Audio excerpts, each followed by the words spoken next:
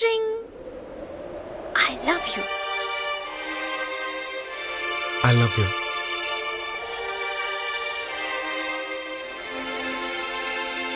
I hate you అంటే అర్థం తెలుసారా నీకు? ఆ అమ్మాయికి నోటి అసహ్యం అని చెప్పిందిరా.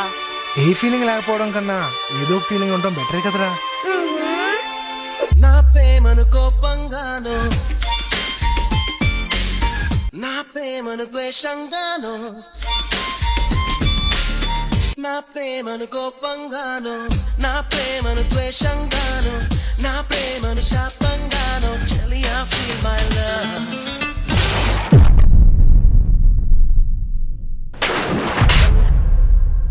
But I hate you. Because I hate you. I hate you. I hate you. I really hate you.